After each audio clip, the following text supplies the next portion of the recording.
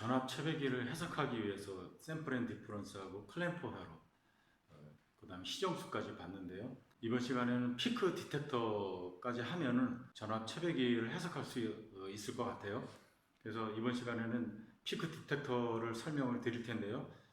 피크 디텍터는 그렇게 어려운 회로는 아니에요. 근데 여러분들이 몇 가지 좀 알아야 될 사항들, 그거를 짚고 넘어가도록 하겠습니다. 피크 디텍터는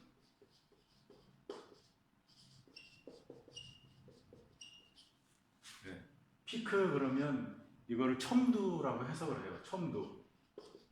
끝 봉우리 뭐 이런 걸 얘기하고요.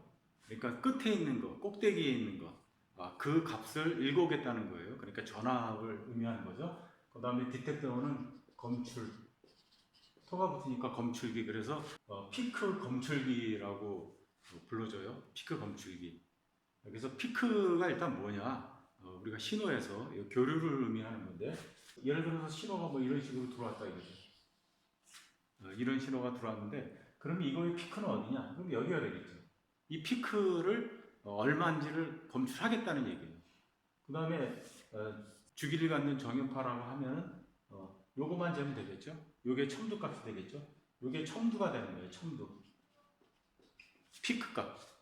그래서 이거 피크 값을 재기도 하고 뭐 첨두 대 첨두 값, 피크 투 피크 이렇게 얘기를 해요. 피크 투 피크.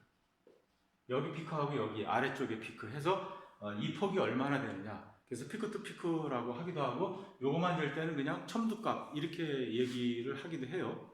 그래서 첨두 값을 얻는 게 왜 중요하냐면 정연파 같은 경우에는 RMS를 구할 때 루트 2분의 피크를 하면 구해질 수 있죠. 뭐 그렇게 구할 수도 있고 그 다음에 이 피크 디텍터 같은 경우는 좀 응용을 해서 AC를 DC로 만들 때 필요한 회로가 되겠죠. 그래서 피크 디텍터를 간단하게 한번 살펴보도록 하겠습니다. 이 회로는 반파 종류 회로죠. 이게 반파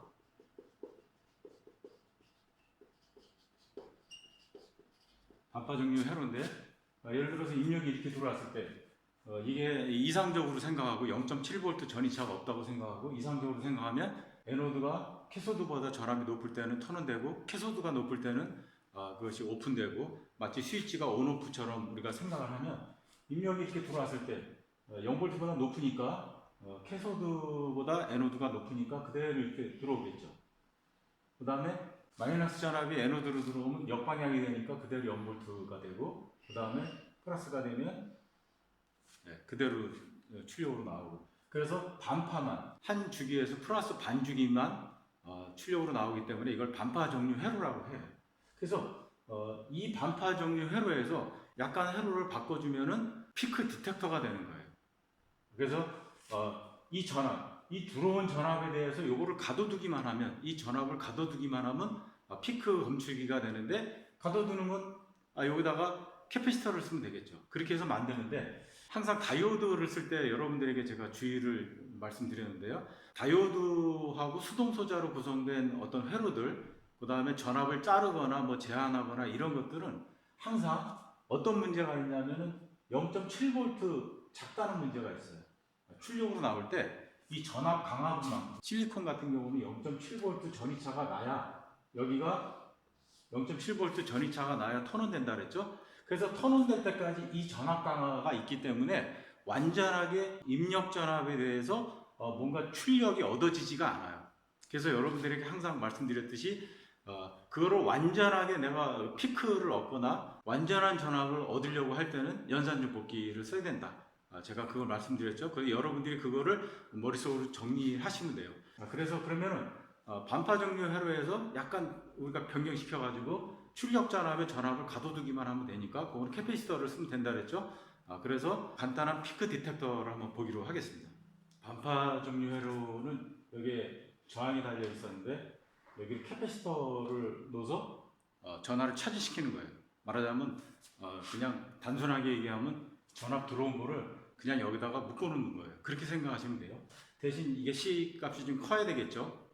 충방전이 금방금방 일어나는데 적은 거를 쓰면 방전이 일어나니까 좀 캡은 큰 거를 써야 되겠죠. 그래서 입력이 이렇게 들어왔어요. 우리가 이거 다이오드를 이상적으로 생각하면 출력이 이렇게 들어왔어요. 피크가 됐어요.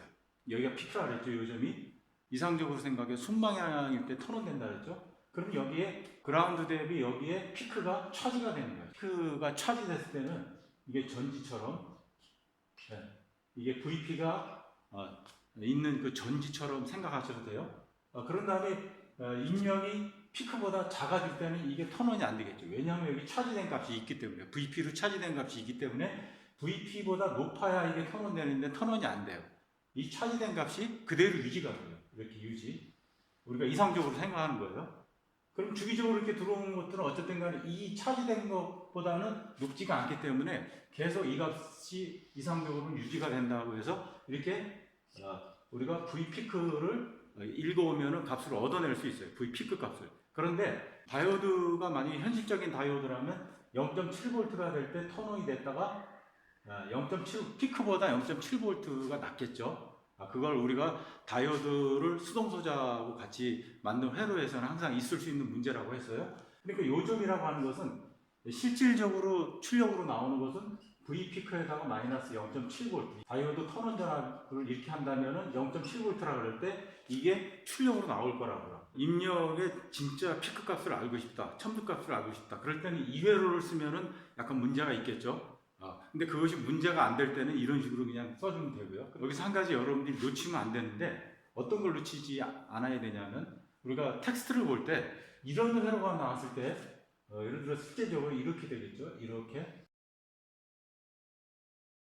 이 값이 떨어지질 않아요. 부하가 오픈된 상태라고 하면은 우리가 피크로 갔을 때 차지가 되잖아요. 차지가 된 게 뒤차지가 될 수 있는 게 없어요. 전류 패스가 없어요. 그래서 실질적으로는 이런 상태로 됐을 때 여기가 저항이 없을 때는 여러분들이 어떻게 생각하냐면 이게 뒤차지 방전되는 패스가 없기 때문에 그대로 유지한다 이렇게 생각하시면 돼요. 부하가 없을 때 또는 부하가 무한대일 때 여기는 부하가 없을 때라고 썼는데 부하가 없을 때도 없을 때지만 이게 부하가 무한대일 경우 예를 들어서 입력 임피던스가 무한대인 연산증폭기를 여기다 썼다. 그럴 때 여러분들이 어떤 걸 생각하시냐면은 여기 리플이 거의 없다 이렇게 생각하시면 돼요. 그게 어떻게 보면은 여러분들이 좀 생각해 줘야 될 포인트예요. 만약에 부하가 있을 경우를 한번 생각해 보자고요. 자, 부하가 무한대는 아니에요. 오픈이 아니에요. 어떤 부하가 있으면은 어쨌든 간에 이게 차지된 값이 이쪽으로 전류가 흐를 수 있는 방전될 수 있는 길이 생겼어요. 그러면 얘가 어떻게 움직이냐면 이제 이런 입력이 들어왔을 경우 0.7V에서 턴온이 되겠죠. 턴온이 되다가 그 다음에 내려가는 방향이 되면 이게 오픈되겠죠. 그럼 차지가 됐는데 그 차지된 게 그대로 유지되는 게 아니고 여기는 뭔가 전류 패스가 있어요. 근데 이게 방전이 돼요. 방전이 되는데 예를 들어서 방전이 조금 된다. 이런 식으로 이걸 우리가 리플 산문이라고 해요. DC가 되지 않고 이렇게 잔물결 같은 게 생겨요. 요거는 부하가 무한대가 아니고 오픈이 아니고 부하가 있을 때는 이런 식으로 출렁출렁 거려요. 이걸 리플이 있다고 우리가 얘기하는데 요거를 리플이라고 해요. 여러분들이 오는 것들은 기억해 두시고요. 그래서 여러분들이 회로나 텍스트를 볼 때 그 회로에 따라서 그림이 달라지는데 그것을 눈치채기가 좀 어려워요. 그래서 제가 그거를 짚어주는 거고요. 그래서 정리를 하면은 이 RL이 없을 경우 그래서 충전돼서 방전이 안 되고 일직선상으로 유지하는 거로 그려주고요. 그 다음에 RL이 있을 경우 이게 이제 전류 패스가 있기 때문에 그림을 일정하게 그리는 것이 아니고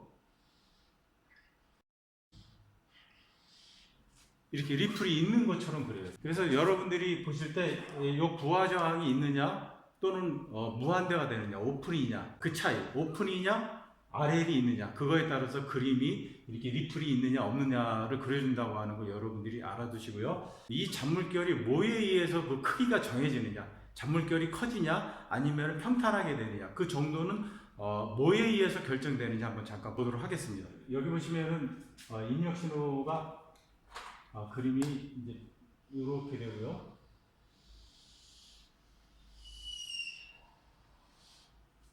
입력이 있을 때 이렇게 그린 거는 다이오드에 의한 전압가가 있다는 거죠.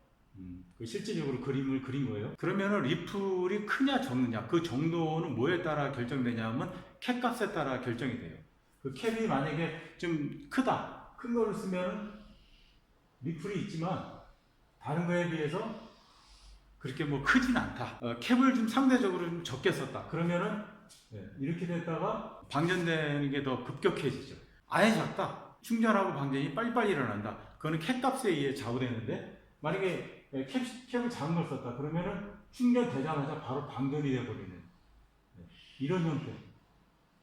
그래서 리프를 잡는 것, 그 찰랑찰랑거리는 리프를 없애주고 거의 평탄한 DC 성분을 얻고 싶다 그러면 큰 캡을 쓰면 돼요. 여러분들이 파워 서플라이를 해체할 때 그 안에 보시게 되면은 이런 큰 캐패시터를 보실 수 있을 거예요.